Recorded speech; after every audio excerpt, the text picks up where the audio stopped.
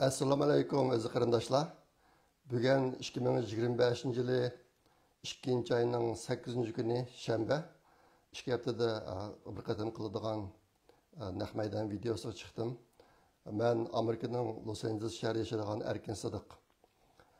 Trump Amerikaniki prezidenti bo'lib ishga tushgandan keyin Amerikada hozir har kundagidek cho'ng portlash xarakterlik xabarlar chiqib ketib bordi.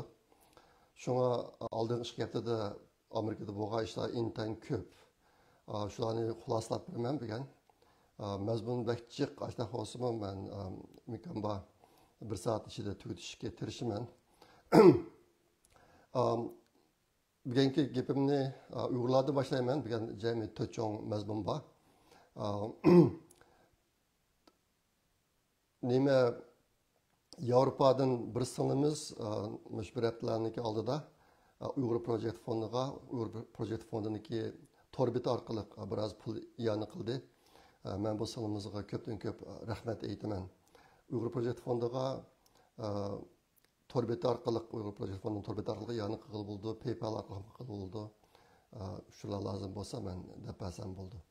Anondan keyin aldığım katımlık videoda ben hazır Marrakeş'te sunup yatkan İdris Hasan inimizdeki Türkiye'deki ailesiga yardım qilish to'g'riliq bir chaqiriq qilgan.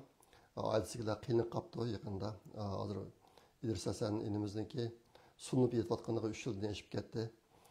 Burun xilja kishilar yardım qilgan. Hazır bara yordamlar azlab turmush qiynalib qolib turibdi. Shu bir chaqiriq qilgan. Hazır kadar 4 kishi pul evatdi menga. Birelen Amerika'dan birelen $200 verdi. Nimeden Germaniyadan tevekkül inimiz burun Uygur Project Fondu'nun devamlı yanı kıldı. $100 verdi. Yeni bir inimiz $50. Hani Amerika'da yeni bir inimiz $50 bulup hazır cami bana $400 dek pul geldi. $400 yakın pul geldi. Bu İşteki toxtumidi, eğer yine yardım kılağlı olsa pulunu versanlar buluyordu. Ben aynı ahırcılık o Türkiye'deki sınırımızı öğretmenim. İdris Hasan'daki ayal hanımağa. Şunu bu işini kılıyorsan oldu. Yeni bir iş, yani bir dakika dedim. Ben için bir hoşlanırlık iş. 4 haftanın aldığı çıkan videonu köygelde 10 mingdan açtı. Facebook'ta 5500, YouTube'da 4500 dek. 2 hafta aldı çıkan videomu hazır köygelde 10 mingga yaqin bo'ldi. Ben aytdi ilhamlandım bu işten. Endi men uchun bu ish oson emas. Ko'rganlar ko'p bo'lsa, men uchun bir huzur, bu ro'yxatning huzur. Ayni vaqtda vatandagi torbatlari ochiq vaqtida har haftasiga bir parchadan uzun maqola tayyorlagandim. Ishdan sirt. Nimishqa deganda vatanda ko'rganlar maqolani o'qiydiganlar bakchiq. Uniki dayti ro'y unayti zo'r ro'y uzuq bo'ldi menga. U mendagi kuch nereden kelganligini o'zimni his qila olmadim bu chog'larda. Bir maqolani bir qatim torni tekshirsam bir maqola 65 torbetiga ko'chirib tarqilib ketgan vatanda. Shuna o'xshash. Hozirmi ma videolarni ko'rganlarning soni ko'p bo'layotganda menga zo'r ilhom bo'layotdi. Men uni aytib qo'shal. Beni qo'llab bergan qarindoshlar ko'pdan ko'p rahmat. Shundan tang menga xeli besim bo'layotdi. Bo'lgan sir yaxshi qilsam bo'lmaydi deb. Herhalde tirişimem bundan keyin. Sizlarga bugun deb qo'yadigan yana bir xabar Türkiye'deki Memtimin Hazret akimizniki bir kitobi Amazon'da kitobi chiqib İngilizce nusxasi hozir Amazonga qo'yildi. Dastlabda uniki Kindle nusxasi qo'yilgan.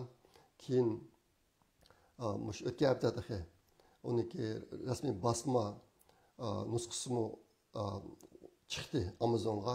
Kitapta bana yetip gelmedi. Kitapta içinde kilidi. Kitapın ismi Conflict and Alliance. The US and China's Contentional Dance. Amerika bilan Xitoy o'rtasidagi to'qinish va hamkorlashish kitobniki temisi shunga to'g'ri keladi. Memtimin Nazat aka bu kitobni keyincha yine Türkçe, Uygurca, Xitayca mı çıkarmakçı, neçir kılınmakçı. Hazır İngiliz çıktı. Meniki bu yerda deb qo'yadigan bir gapim bo'lsa bu kitobni setib olinglar, inglizcha biladigan qarindoshlar. Bilmaydigan qarindoshlar setib olib, uni chet ellik do'stlarga so'gat qilsanglar bo'ladi. Kitobning bahosini aytdi arzon ekan. Ondan keyin inglizcha biladigan qarindoshlar kitobni o'qib bo'lgandan keyin Amazonga bir baho yozib qo'yinglar. Bu baho kitobniki qiymatini oshirishda intayin muhim. Şuna bu iş kulumuzun kıldığı kardeşler baha yazıştaki işler bilen kollayla bu işlerini. O pulga daha işmemez azra vaktimizde geçiyordu. Andikin kitabını başka dostlarına tavsiye yapıp koysanlar buludu. Ben kitabın adresini şu videonun astığa YouTube'a çıkarıp koyayım. Şuna bunu bir dakika dedim. Ben söyleyen ikinci mezmun Uygurlar kadar. Birinchi ayniki oxiri Xitoylarniki Chag'an bayrami bo'ldi. Bu yillik Chag'anlik bayramida yana nurg'un ishlarni ko'rdik. Men o'zim erishgan ma'lumotlarga asosan Xi Jinping degan jallodniki plani Uyg'ur nufusining 3dan 1 qismini yo'qotib o'tish, 3dan 1 qismini sulib o'tish, qolgan 3dan 1 qismini o'rta davr saviyasida yashaydigan mashina odamlarga aylantirib qo'yish ekanligini degandim. Bu gapni da'vat qilib, menga 6 yilni oshdi. O'zim shu g'arb dunyosidagi leksiya, suhbat, narsalarning hammasi bu gapni deb keldim. Xi Jinping degan jallodniki mashtax bir maqsadi borligini. Hozir endi hammamiz buniki alomatlarini ko'ryapmiz. Bu qadimgi chag'anda vatanda bo'lgan ishlarni intayin echinishliq Uyg'urlar rasmiy mashina odamga aylantirildi hozir. Xitoylar uni qandoq bir shaklda o'tirga chiqaman desa shu shaklda o'tirga chiqib maymuncha yasamdi, yana bir narsa qilib yasamdi, shuni ko'rdik. Buni endi tilg'amayman degandim. Amina ahvol shundoq, asta bo'lg'ashqa tilib qo'ydim. Menga bak ig'ir keldigini Uyg'ur millatining mushtaq bayram bo'lib ketishi bizning davrimizda bo'ldi, biz ko'rib turdik. Ishim qilamadik. Biz qo'limizga kelgan ishni qildik, lekin kuchimiz yetmadi. Nurg'un narsani tushundik hozir. Shunga men izchil turda ta'kidlab kelyapman. Bu ishlarni hal qilishning eng oxirgi yo'li o'zimizni kuchlantirish. Va bu o'zimizni kuchlantirish bolalarni yaxshi tarbiyalashdan boshlanishi kerak. Shunga bu narsani qancha ta'kidlasakmi arziydi. Ondan keyin yaqında bir qarindishimizniki Facebook'ga chiqqan yozgan bir mazmunning aytib tarqaldi. WhatsApp'larda. U nima desanglar, bu qarindishimiz shu vatanga berib kelayotganlarni bilan so'zlashib, shulardan egallagan ahvollarni yozibdi.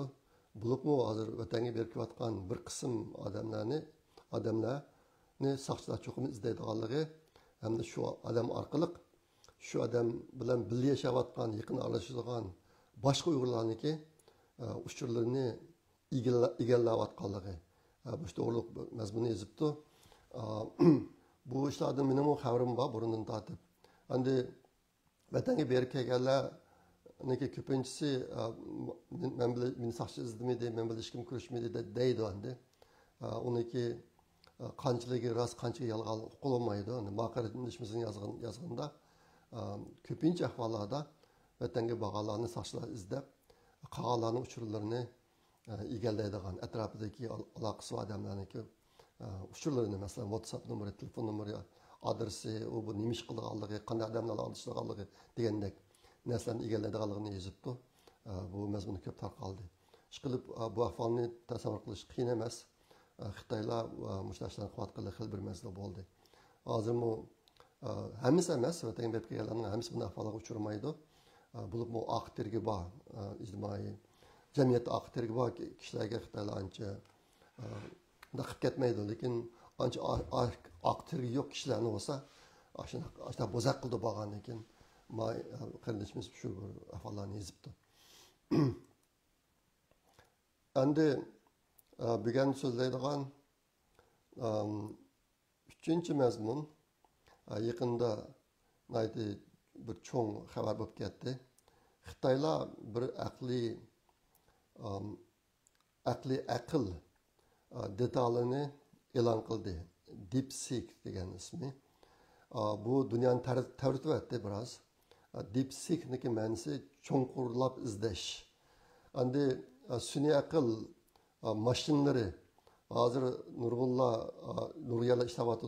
Google'ning bor, Elon Musk'ning bor, andikin ChatGPT deb u bor, andikin OpenAI deb u bor.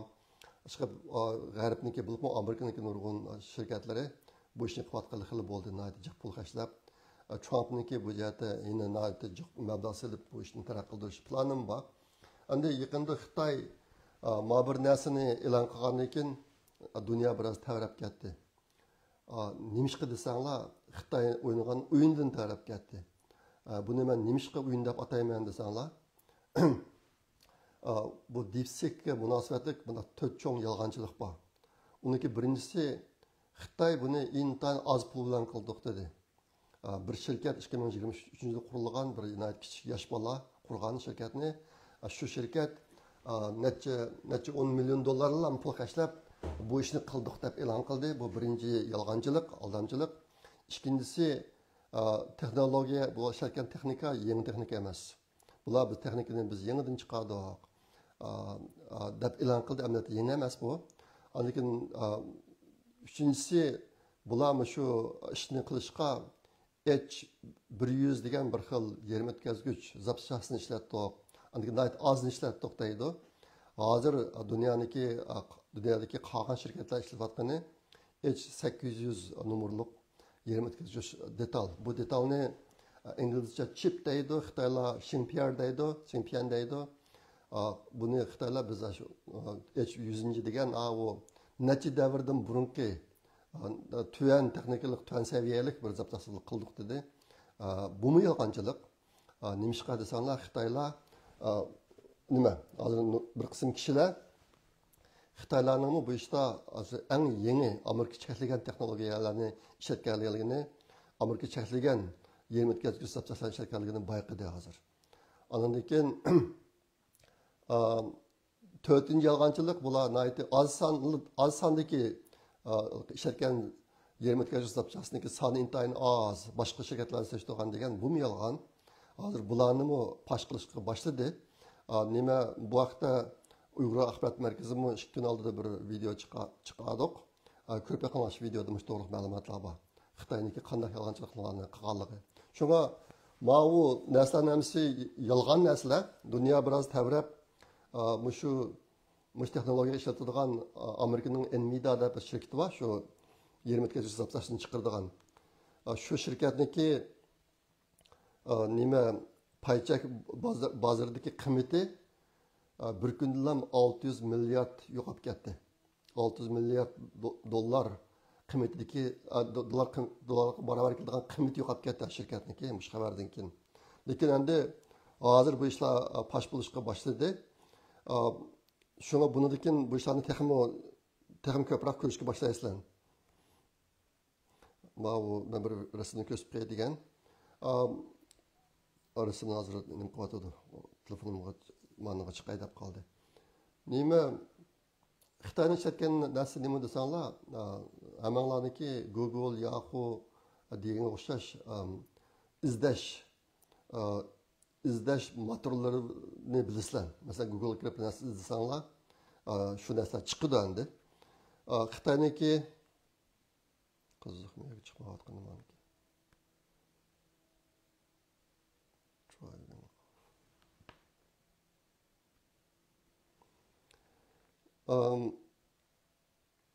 Xitoyniki qilgan nima desanglar,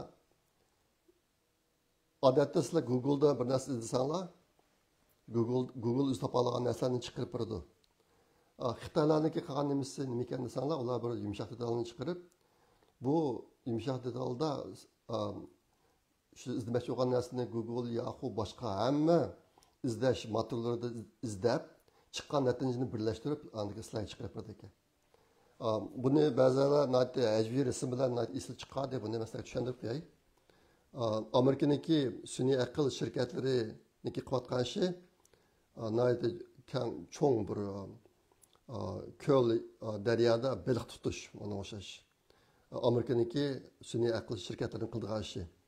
Xitoyning bo'lsa Amerikaniki shirkatning orqasida turib olib, bu tutib bo'lgan baliqdan chilakdan tutish mashina qilayotgan. Mana DeepSeek degan narsa qilayotgan ishi shu.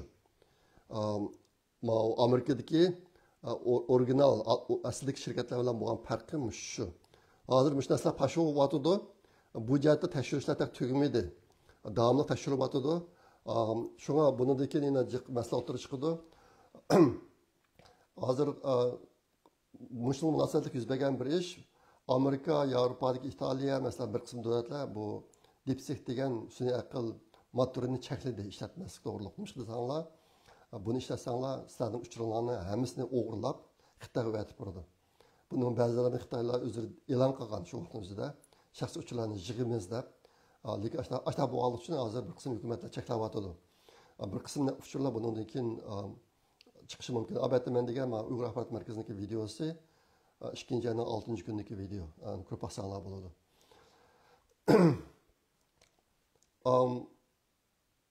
Anda yaqinda bo'lgan yana bir ish Amerikada cho'ng ish bo'lib ketdi, xabar bo'lib ketdi. Men rasmni chiqarib uyataman deb chiqibdi. Nima abakini ko'rsatishni unutqaptiman. Bu Memtimin Hazret Akın'daki çıkan yeni kitabı. Yeni kitabındaki baş mukaveyi. Anından keyin bu arkadaşı, kitabın arkadaşı. Qanday konuşsam, olarak çıkıyor. Amerika'da bir yo'lovchi aeroplan bilan bir harbiy tikuvchi aeroplan so'qishib ketdi. So'qishib ketib, yo'lovchi aeroplandagi 60 adam, 64 adam, ondan keyin tikuvchi aeroplandagi 3 uçqishchi, harbiy uçqishchilar hammasi o'lib ketdi. Havoda so'qishib. Bu to'g'riliq yaqinda pash bo'lgan bir ahvol bor. Buningda intayin g'adablik yuz berdi. Nimishqa desanglar, tikuvchi aeroplan odatda 200 fit deydi, yingsun deydi Xitoycha. 3 fit 1 metrga yaqin to'g'ri keladi. Shundaqda 100 metrlarga bormaydigan izzetda uchish kerak ekan. U kunisi bu 300 fit izzetda uchib berib, xuddi qasddan ustugandaklam bu harbiy tikuvchi aeroplan yo'lovchi aeroplani bilan so'qishib, DC'dagi aydrimiga tushayotgan bir aeroplan bilan odamlarni hammasi to'yib ketdi. Hozir yaqinda pash bo'lgan narsa bu harbiy aeroplanni uchirgan asosliq uçqıcı o'tganda Biden, Hillary Clintonga, George Sorosga, shu qatorliq bir qism odamlarga prezidentlik erkinlik medalini taqatgan chog'da shu medallarningki bir og'alarniki birisi ekan, Maqizvola ekan. Shu aeroplandagi asosliq uçqıcısı. Bu qizbolami bu xonim DEI'ni intayin qo'llaydigan Biden bilan yaqin mushu sababdan 4 yilning mobaynida mushta sabablardan tez o'sib mushta asosli uçqishchi bo'lgan bir qiz ekan bu. Yaqin mush pash bo'ldi. Amerika hukumati bu to'g'riliq uchurlarni ancha ko'p taqatmaydi. Bu qizni yaqin e'lon qildi. Dastlabda uydagilar unamabdi ekan e'lon qilishga. Necha kun unmay ki unapti. Nima bo'pti desanglar, shu unmagan oraliqdagi bir haftalik vaqtda uydagilar bu qiz bolaniki, bu xonimniki ijtimoiy tarmoqlarga yozgan Trumpga qarshi nurg'un yozmalarni o'chiribdi. O'chirib bo'lgandan keyin uni e'lon qilib hozir chiqadi. Mana bir ish bo'ldi. Amerika bu qizniki shu aeroplanni so'qishib ketishida qasdlik bormi yo'qmi bu to'liq bir narsa demaydi. Ammo bir qism analizchilar bu Trumpga zarba berish yuzasidan qilgan narsa da'vatidi. Nimishqa desanglar, bu xonim DEI'ni, Trump shu Biden'niki DEI siyosatini naiti qattiq qo'llaydigan bir xonim ekan. Biden'ni qo'llaydigan Trumpga qarshi. Aşpiriş narsa pash bo'ldi. Shunga buni bir deb qo'yadim. Buningki endi oxir ikkinchi Amerika hukumati zodi bu xonim bilan bu aeroplandagi so'qishib ketishida qasdlik bormi yo'qmi, bundagi to'liq bir narsa damda demamdiki, uqmaymiz. Hozir qadar men endi bir narsa anglamadim hukumat tarafidan. Endi bugun deydigan uchinchi cho'ng mazmun Amerika haqida. Amerika to'g'riliq jiq ishlar bo'lib ketdi. Men imkon bor xulosalab boqay, qancha xulosalayman bilmayman. O'tgan shanba kuni Trump Meksikoga 25%, Kanadaga 25% boj qo'shilganligi, Meksiko Kanadadan kirgan mollarga. Ondan keyin Xitoyga qo'shilgan bojni 10% o'stirilganligini e'lon qildi shanba kuni. E'lon qildi. Bu siyosat shu o'tib ketgan seshanba kunidan boshlab ijro qilinishga boshlaydi. Boshliqda dushanba kuni, o'tganki dushanba kuni Meksikoniki prezidenti Trump bilan telefonda ko'rishib, undan keyin mush ish haqida bir qism tadbirlarni oldigan bo'ldi. Bu tadbirniki birisi Amerika Meksiko chegarasiga 10,000 askar qo'yib, chegaradan qonunsiz kirayotgan odamlarni to'sadigan, undan keyin fentanil degan zaharli chekimliklarniki Amerikaga kirishini to'sadiganligini e'lon qildi dushanba kuni. Shuning bilan Trump Meksikoga qo'shmoqchi bo'lgan 25% bojni bir oy kechiktiradigan bo'ldi ijro qilishni. Bu bir sinoq. Amerika yine bir aydan keyin qarab baxmoqchi Meksiko zodi bu ishni qancha qildi. Agar yaxshi qilgan bo'lsa, undan shu bir aydan keyin bilamiz endi. Shu bir aydan keyin baholamoqchi. Ondan keyin Kanadaniki mollariga 25% qo'shilgan bo'lgan. Bu chog'da Kanadaniki bosh ministri Trudeau naiti Trumpga propozitsiya ko'rsatdi. Hayvi ko'rsatdi. Amerikada biz andaqtoq do'stni setasi bo'lmaydi bu deb xil qaqshab orliqda ashta qolgan, ammo dushanba kuni tuyuqsizlam umumiy o'zgarib Amerikalarni hamkorlashishligini bildirdi. Qanday hamkorlashish ekan desanglar, Kanadami Kanada chegarasiga 10,000 askar ajratib turg'izgan bo'ldi. Ondan keyin maxsus shu fentanil zaharli chekimlikning ishlariga mas'ul bir amaldor bekitadigan bo'ldi. Ondan keyin mush ishlarga Kanada 1 milliard 300 dollar pul ajratadigan bo'ldi. Dushanba kuni.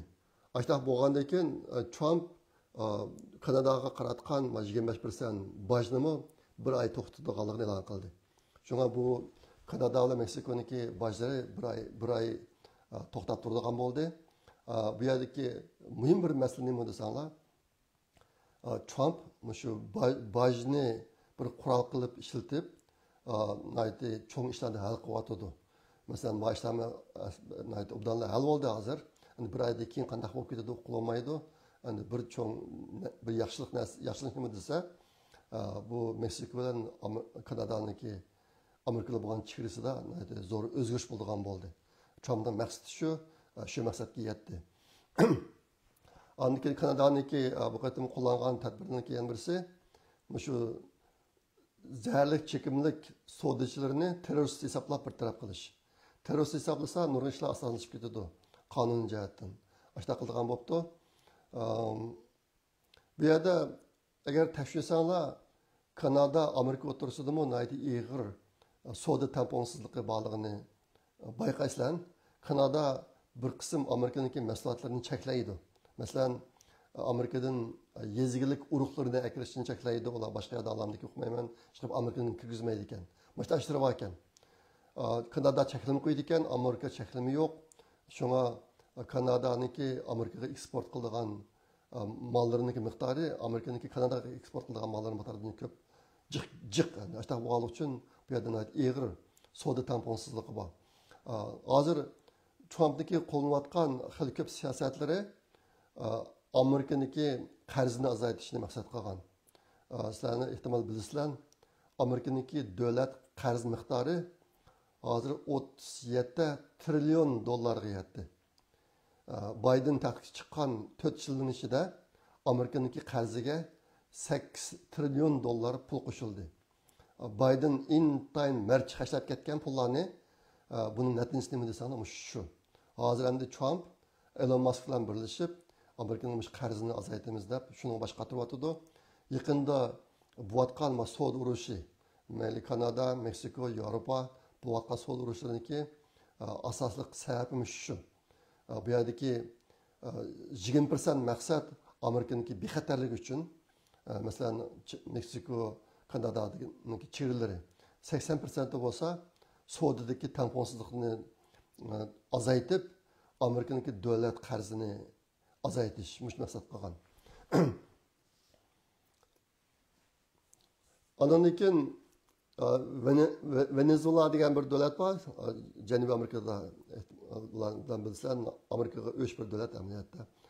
Bu Amerika yaqinda tutgan Amerikaning ichiga qonunsiz kirgan odamlardan tutib, ularningki bir qismini ikki harbiy aeroplan, to'shuvchi aeroplanga qachilab, Venezuelaga qartib uchirib mongsa, Venezuelaniki prezidenti olmaymiz.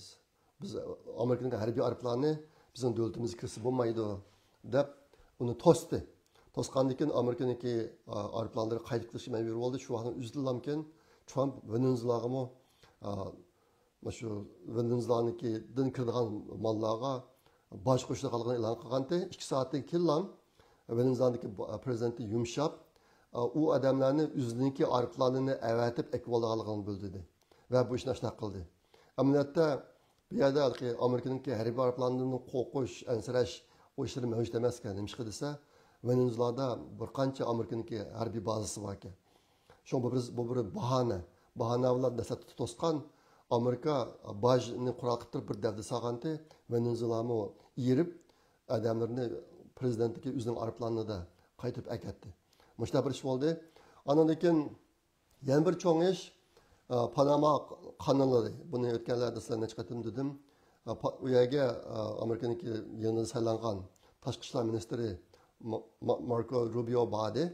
Berib ular kurashgandan keyin ulardami intayin cho'ng burilish bo'ldi.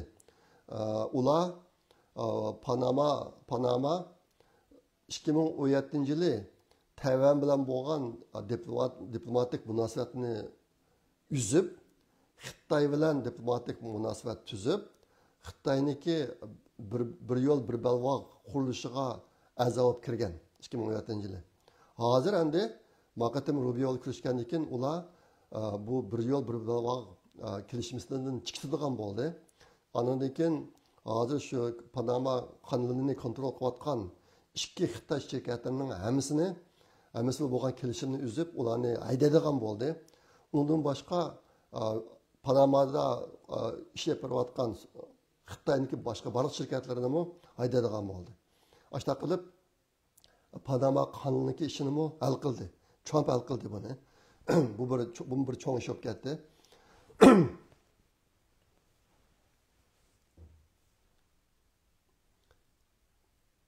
Turaman abad Venezuelani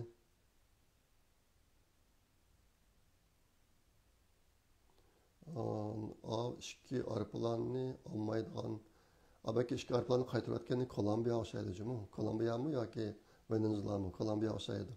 Venezuelami dastlabda adamlarimizni olmaymiz deb ekan, keyin Trump ta'sis qilgandan keyin ularni oldigan bo'ldi.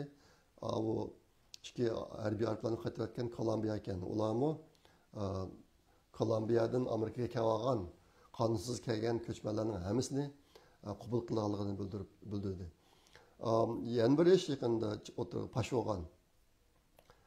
Trump Ukrainaga shu oldingi Ukraina Rossiya urush boshlangandan keyin 170 milliard dollar yordam berib bo'ldik degan Trump. Bunga qarata Zelenskiy, Ukrainaniki prezidenti Zelenskiy ifoda bildirib, bizga undaq 170 milliard dollar pul kelmedi.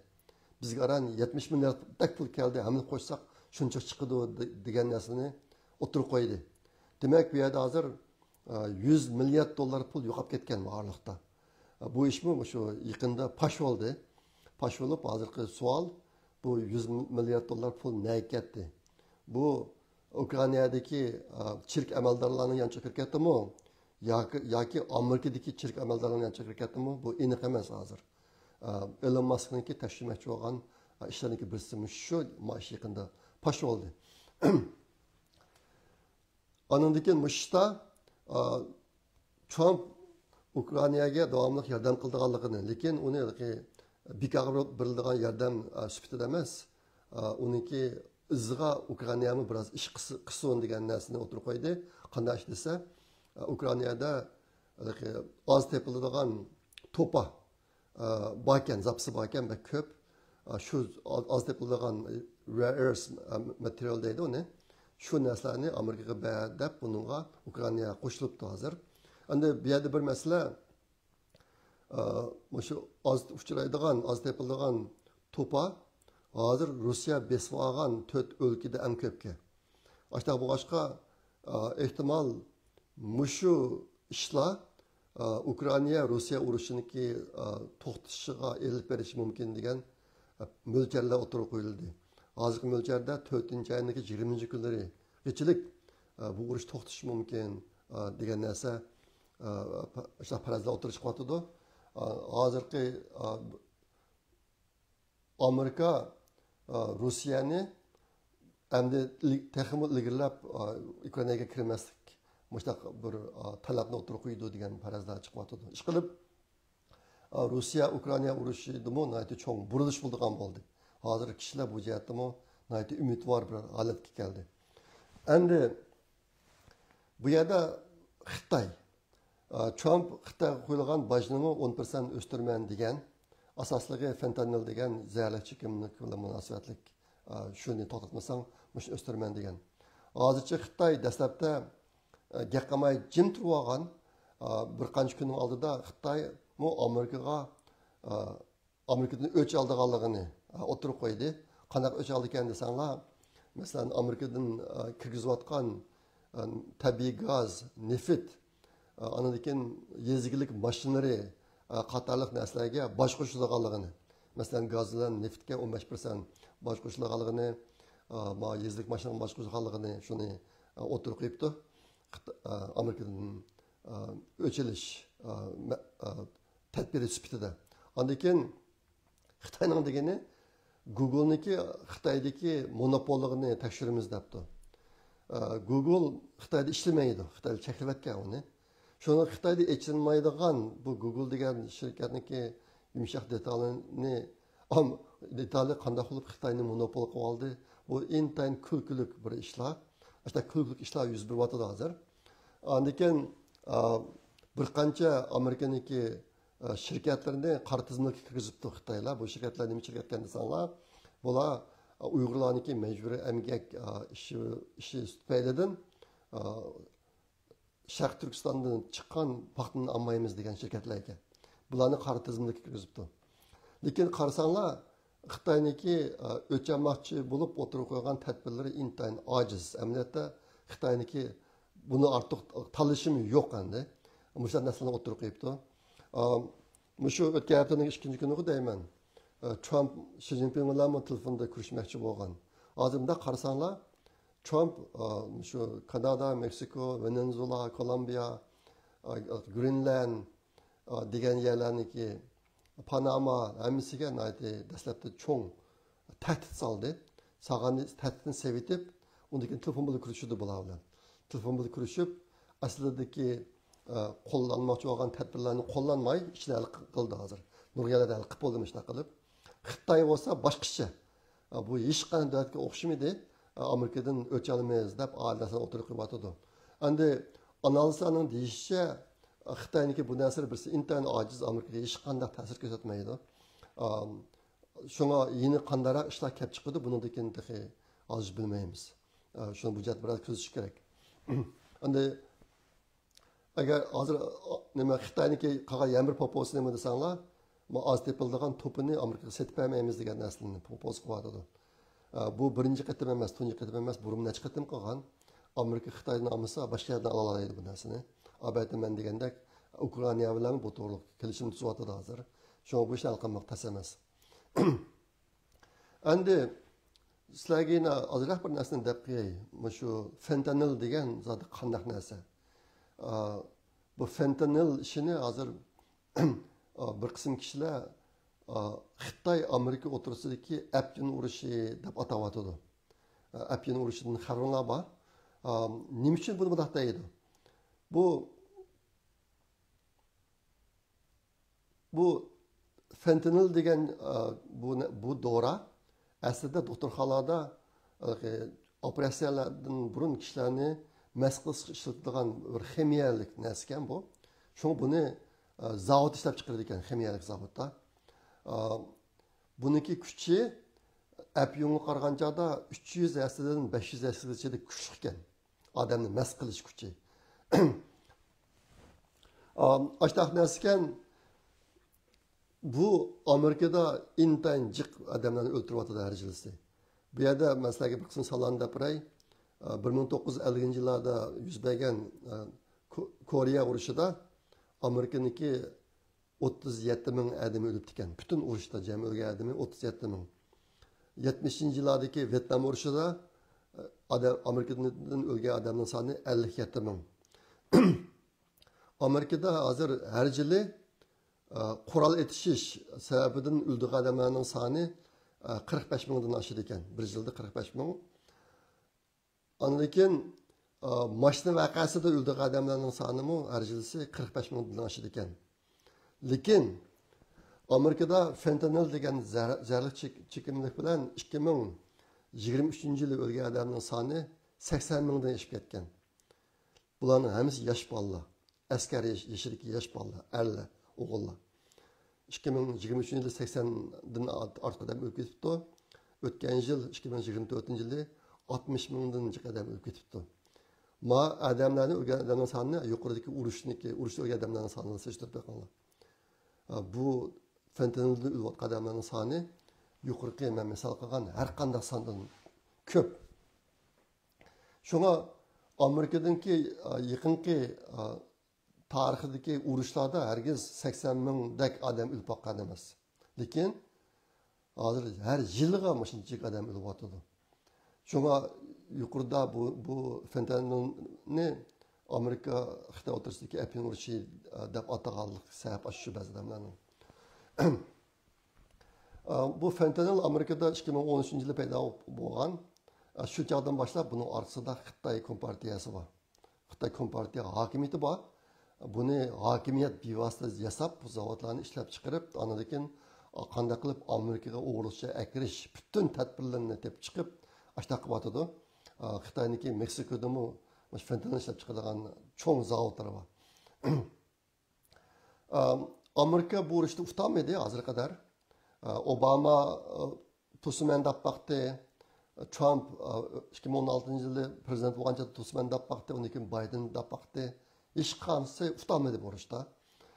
Hozir navbat yana Trumpga kelib qoldi.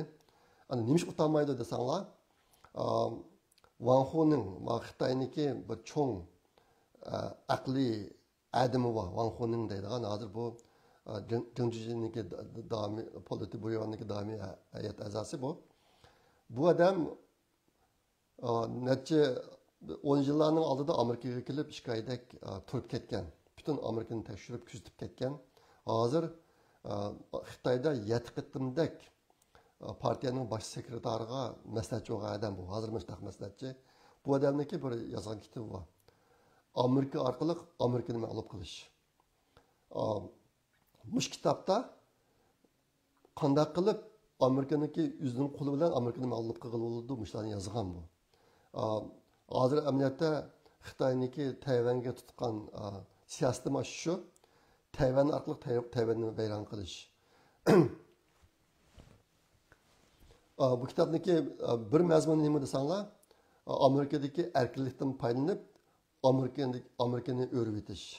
Bu yerda masalanga Amerikada matbuot axborot erkinligi bor. Kim media shirkati qurib ish yapasa bo'laverdi. Hozir meni qilayotganim shu mana. Shunga har qanday odam Amerikada media shirkati qura oladi, erkin so'zlay oladi. Shunga pulni Xitoylar mediaga intayin ko'p xashlab, Amerikadagi cho'ng media shirkatlarining hammasini asosan Xitoy uchun xizmat qilgan qavatdi. Xitoyning yaxshi gapini qiladi. Xitoyga qarshi Amerika tashkilotlarniki yomon gapini qiladi masalanga.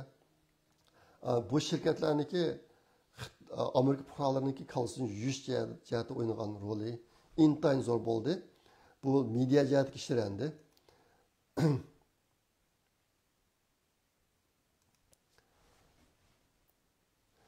Andi bu fentanilniki Amerikaga kirib ketishimi Amerikadagi erkinlikdan bo'lgan ish.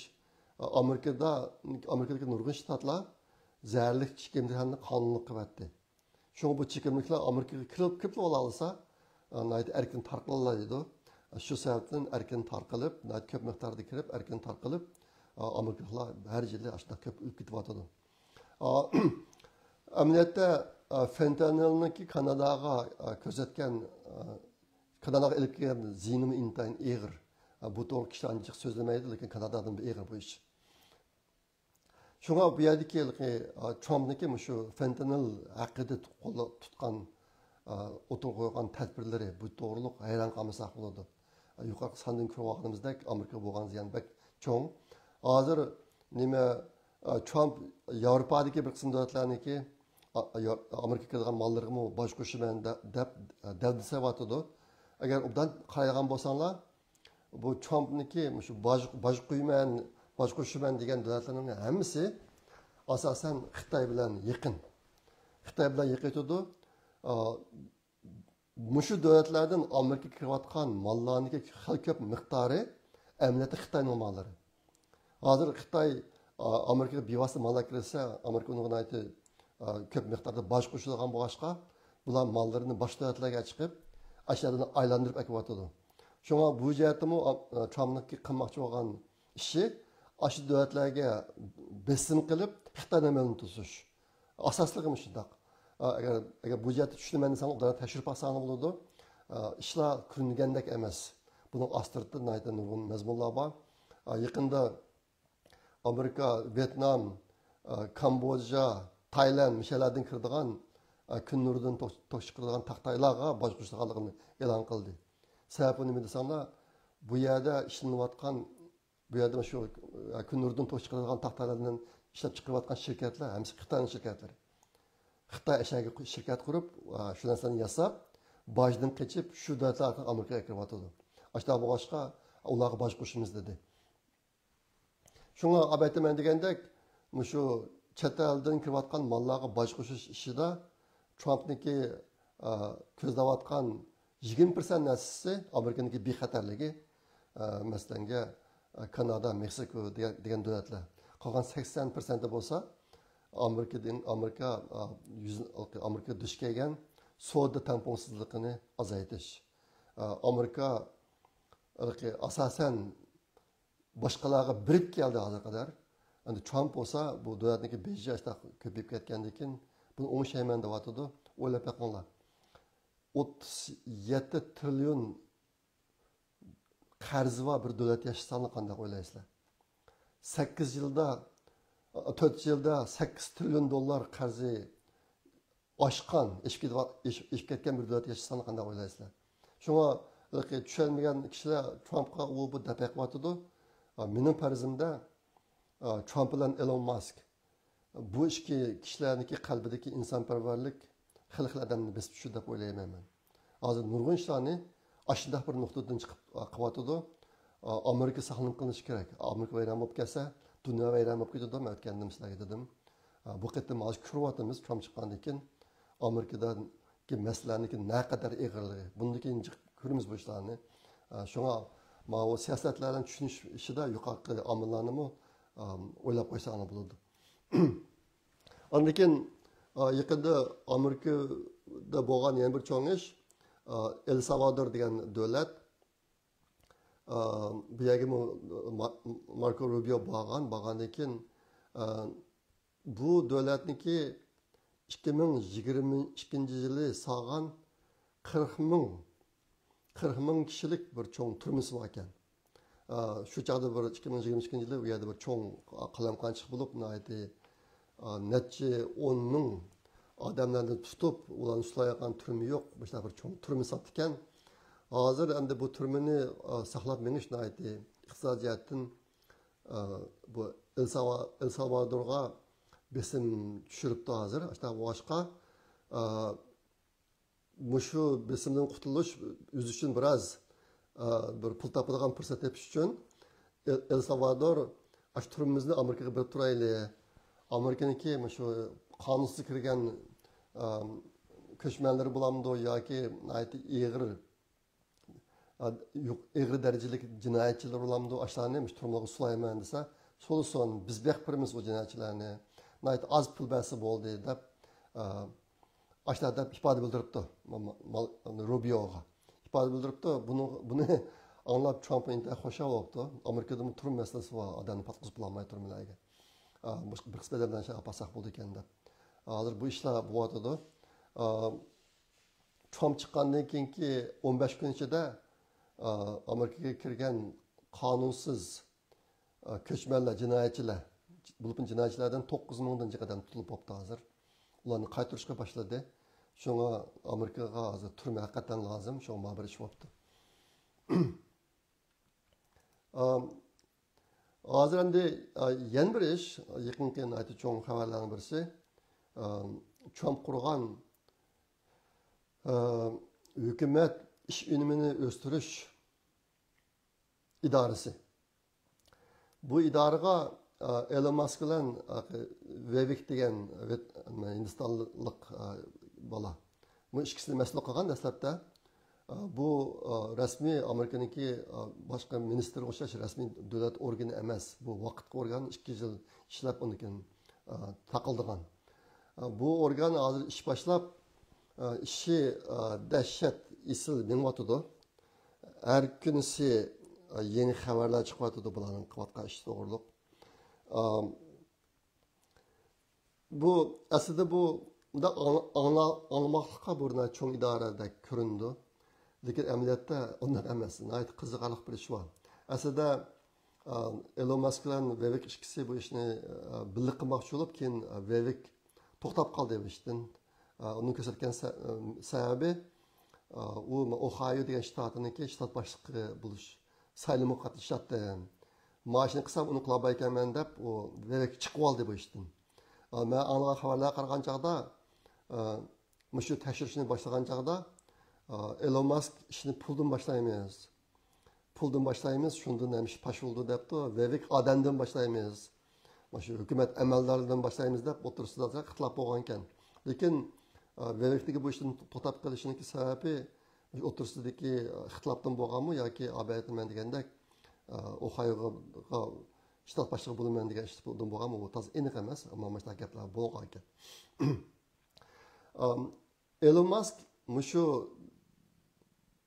hukumat ish unumini o'stirish idorasiga odam elish uchun bir e'lon chiqarib, bir savol chiqaribdi.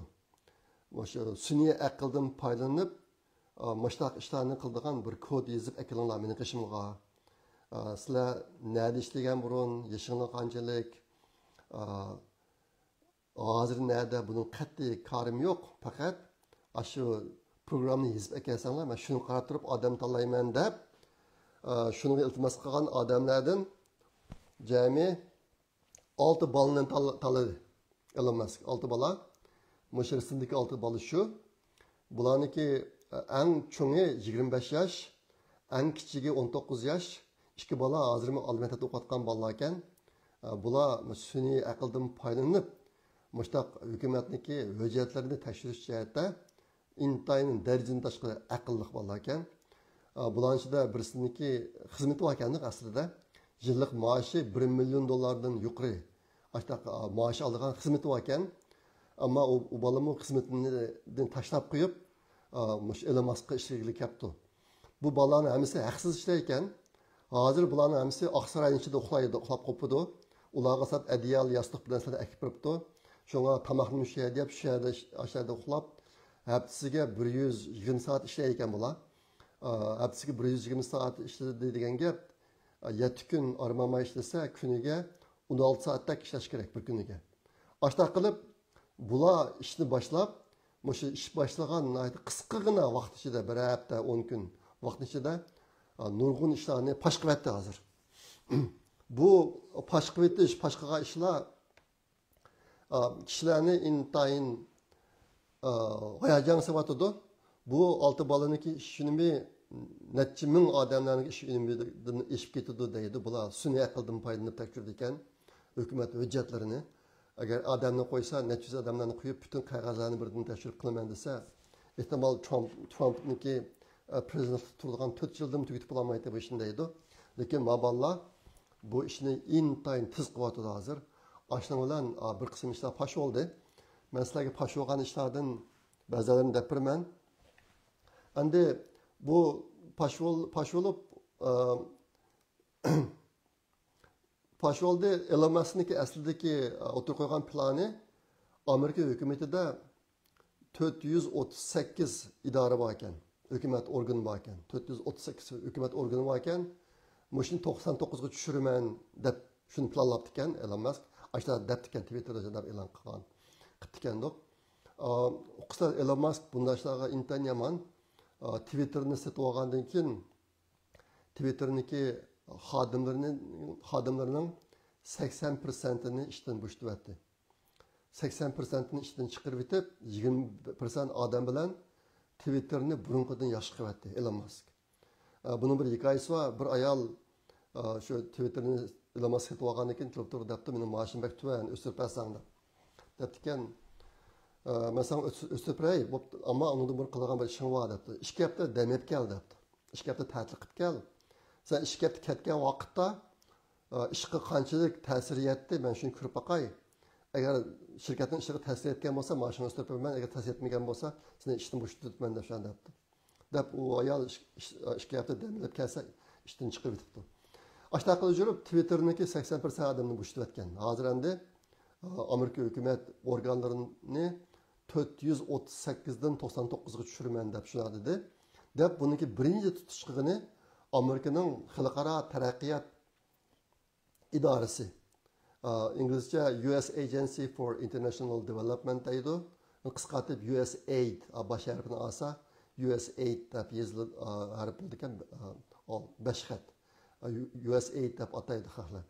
Mushuni birinchi bo'lib, mushunga tutish qilib, birsi ularniki qilayotgan ishlarini tashvidi, ikkinchisi ularniki odamlarni ishdan bo'shatdi. İdarenin takip etti. Hazır tüne gün karsam videonu gördüm. Bu idare binasının üstünde çoğun xat varken şu US Agency for International Development'da. Bu xatlarını suyu turuptu. Adamlarını koyup xatlarını suyu tuttu. İdarenin takip etti. Takip etken keyin bunun xodimlari o'zining ishxonasiga kiramaydigan bo'lib ketdi. İdarenin başlig'i shunun ichida. Bu idarada 13 ming xizmatchi bor ekandik. Bunu Elon Musk 294 tushiraman deb hozir plani shu ekan. Shunga bu idoraning xodimlarining hammasini ishga kelmanglar deb hozir uyga haydayotgandi. Aslida bu USA degan bu idora Amerikaniki prezidenti, anikin tashqi ishlar ministri va Amerikaniki davlat bexatarlik konsuli mushu o'rinlarning ostida xizmat qilishga kirakkandik bu idora. Lekin yaqinqi vaqtlarda bu bir mustaqil idare bo'lyapti. Hech kimning gapini olmaykan, Amerikaniki o prezident olamdi, tashqi ishlar ministri olamdi, hech kimning gapini olmay o'zi mustaqil ish qilgan ashtaq bo'lyapti. Shuning bilan shunda bo'lg'achqa bu qatim Elon Musk birinchi bo'lib mushlarni tekshirib bir qism ishlarni bayqadi. Bu idoraning yillik hamchoti, yıllık pulu, Amerika hükümetinin bırakan yıllık pulu 40 milyar dolar ki. Her yılı Amerika hükümeti bu idareye 40 milyar dolar pul verdikken bir seçtiriş için sizlerge deprey 2023 yılı Amerika hükümeti bütün NASA, 10 NASA merkezi var.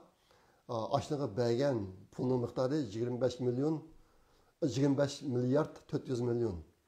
25 milyar 400 milyon NASA'ya beğen pulu. Ma idareye her yılı 40 milyar pul verdikken. Bu pullarni nega xashlabdi? Yaqinda bayqalgan bir qism misollarni deb beray. Iroqda Amerikaning bir bolalar programmasi bor, video programmasi. Sesame Street deb ataydi bolalar programmasi, Sesame Street deb. Amerikada intaydan danqwa bu programniki. Hozir to'xtab qoldi-ku deyman. Hozir to'xtab qoldi. Iroqda mushu video programmasini, televizor programmasini ishlashga 20 milyon dolar pul beribdi. Tunisa bilan Misr mushki davlatda sayohatchilik ishlarini rivojlantirishga 56 milyon dolar pul beribdi. Iordaniya, Jordan. Iordaniyada maktab qurishga 40 million dollar pul beribdi. Vyetnamda burun axlatlarni ko'ydirdi ekan. Shu Vyetnamdagi axlat ko'ydirishni to'xtatishga 11 million dollar pul beribdi. Burmada DI o'qish mukofoti, DI'ni o'qislan, DI degan erdan ayolga o'zgarib olgan, hamjinslik degan g'alati insonlar endi. Ashta g'alati insonlarga beradigan o'qish mukofoti uchun 45 million dollar pul beribdi.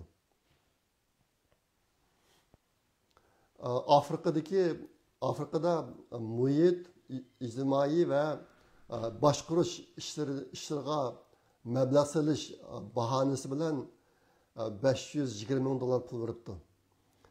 Serbiyada DI ishlarini taraqqiy qildirish uchun 1,5 million dollar pul beribdi. Irelandda shu DI muzikalarni ishlab chiqarishga 70 ming dollar pul beribdi. Kolumbiyada odamlarning jinsini o'zgartirish ishlarini qilish uchun 47 ming dollar pul beribdi. Peruda shu jinsni o'zgartirishga oid bir xil rasmli kitobga comic book deydi inglizcha. Shu rasmli kitoblarni chiqarishga 32 ming dollar pul beribdi. Venezuelada Kolumbiyaga ko'chib borgan venezuelalik ko'chmanlarga yordam qilish uchun 45 million dollar pul beribdi. Al-Qoida a'zolarining tamog'i uchun 10 million dollar pul beribdi. Ondan keyin bu qatim Elon Musk bayqagan yana bir cho'ng masala, shu Biden 4 yil oldida huquq chiqqandan keyin Amerikadagi cho'ng media shirkatlarining ko'pinchisiga shu organdan pul ajratibdi. Masalan, bu shirkatlar ichida Politico deb AP Associated Press, Birlashma agentligi, Birlashma xabar agentligi, New York vaqti gazeti qatorliq. Masalan, Politico'ga har yili 8 million dollardan pul beribdi. Diqqat qilsanglar, organning ismi Xalqaro taraqqiyot idorasi. Xalqarodagi taraqqiyot ishlari pul beradigan idora bu. 40 milliard dollarni shuni xarjlash kerak. Lekin Biden taxtga chiqqandan keyin Amerikadagi cho'ng media shirkatlari, Angliyaning BBC shirkati bor buning ichida, har yili necha million, hatta 10 million dollardak pulni shu media shirkatlariga berishga boshlabdi. Shunga bu shirkatlar, media shirkatlari qarasanglar, oldingi 4 yil bularniki Trumpga qarshi qilgan ishlari o'tga o'xshash, xuddi kelishib olgandek. Ondan keyin Amerikadagi chiriklik, Bidenning uyidagi chiqqan jinoiy ishlar, bularni qattiq tilgamay, butun kuchi bilan Bidenni ko'tarib, Bidenning ishlarini yushirib, Trumpga zarb berish ishlarini qilib kelgan.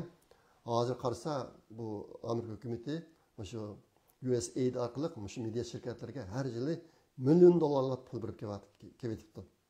Buni hammasi to'xtatdi yaqinda. Hozir to'xtatdi.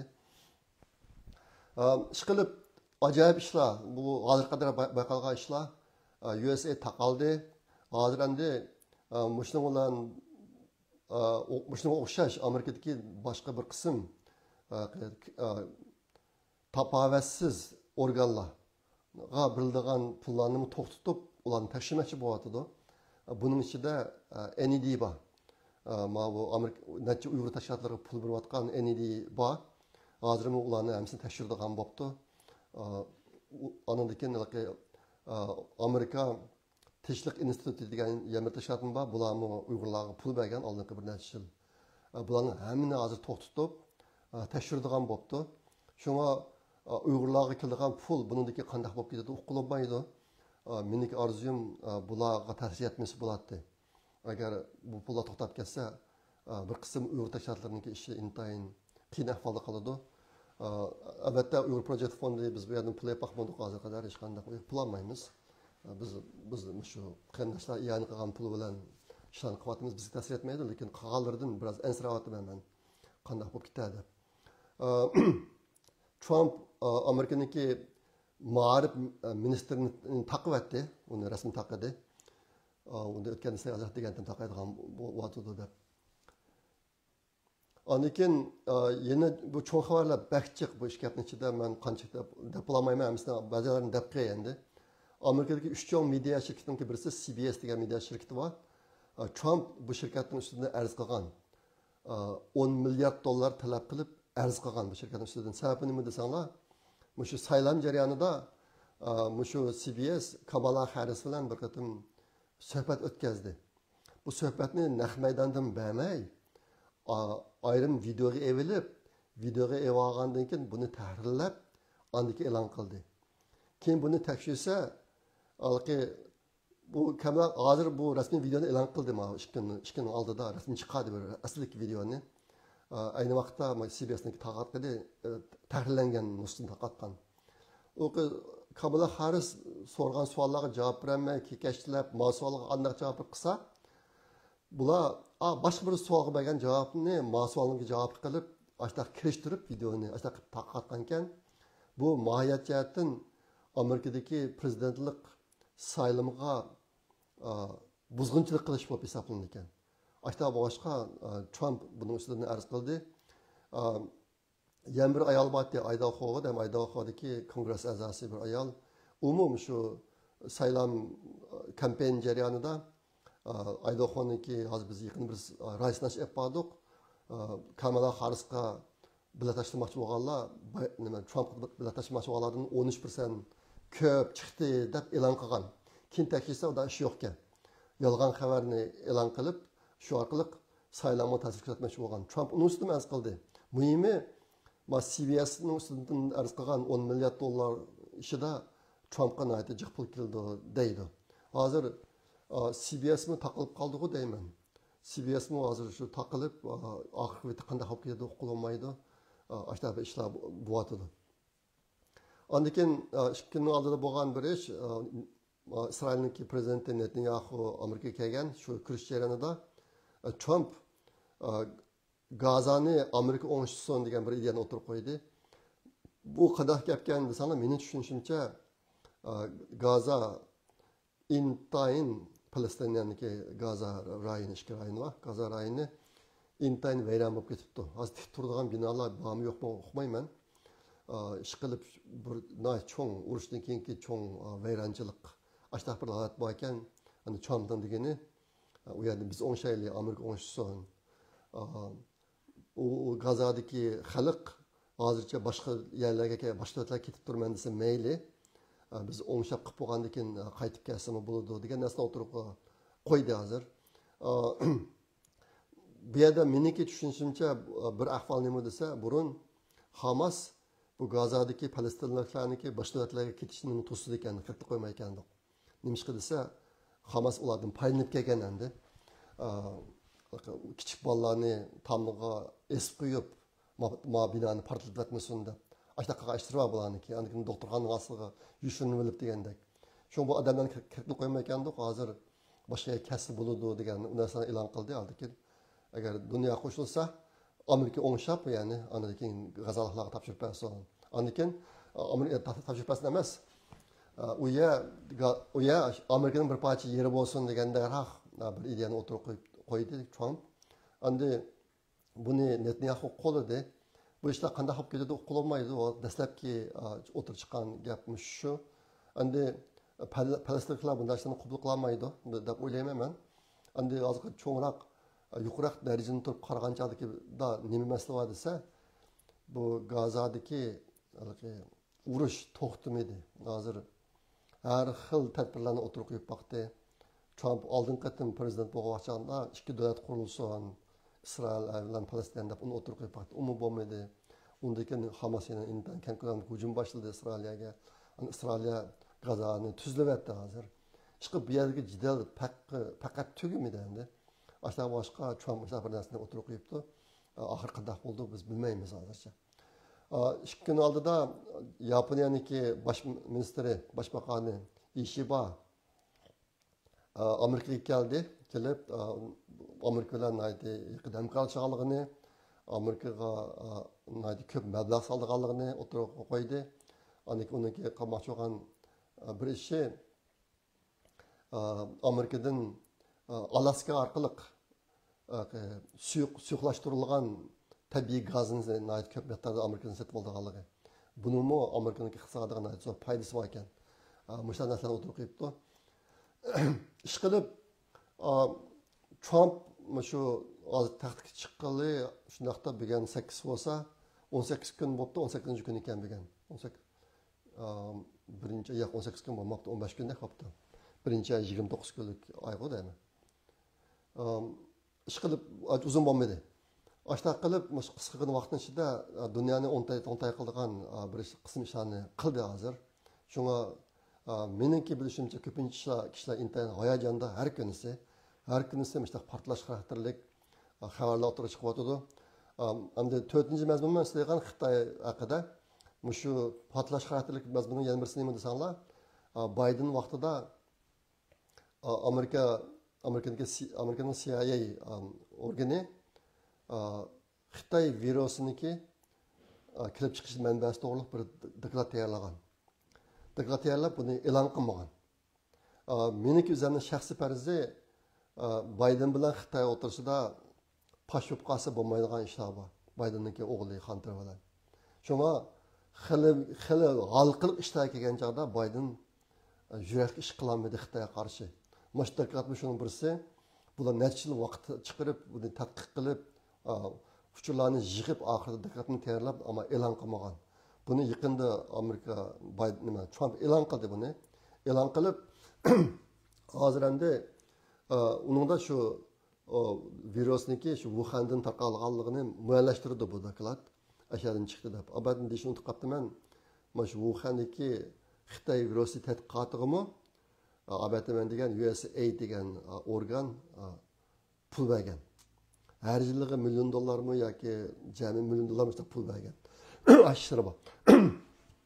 Ondan bunu e'lon qildi. Shuning bilan hozir ba'zi shtatlar Xitoy hukumati ustidan arz qilishga boshlabdi. Masalan, Missouri degan shtat Xitoyniki shu Xitoy virusi sababidan tatqan ziyin to'lab berish haqida arz qilibdi. Mana ishlar bo'lyapti.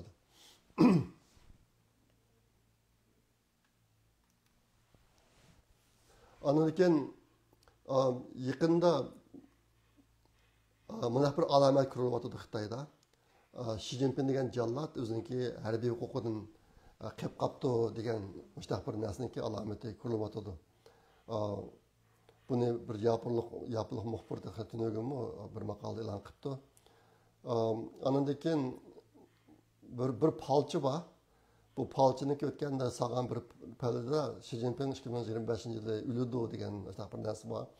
Hozir endi bir qism kishilar, analizchilar ashtash yuz berishi mumkin bu yil. Xi Jinping o'lib, Xitoy Kompartiya hokimiyati ag'dirildi degan mushtaq farazlar bor. Bular faraz, ilmiy yakun emas. Bu gaplar kuchayotdi yaqinda. Shunga bu gapga ishonganlar oz emas. Shunga buni sizlarga shunchalik deb qo'yay. Bugun so'zlamoqchi bo'lgan mazmunlar shu. Ehtimol xili jihob ketdi deyman, o'zimga erkatdim. Tayyorlashga erkatdim. Kechadan o'ylab qo'yishni soat 3 da qopib, yarim kechada soat 4 kishi bir soatda ishlayotdim. Shuni tayyor qilaman deb. Ish qilib yaqinda xabarlar baxtga chiqyotdi. Umumiy jihat aytgancha men bu xabarlar yaxshi deb o'ylayman. Albatta Uyg'urlarga bevosita foydasi tegmasmi, vosita foydasi tegadi deb o'ylayman. Ammo bo'ladi, bugun mushuk bo'lsin. Agar uzun bo'lgan bo'lsa kechiringlar.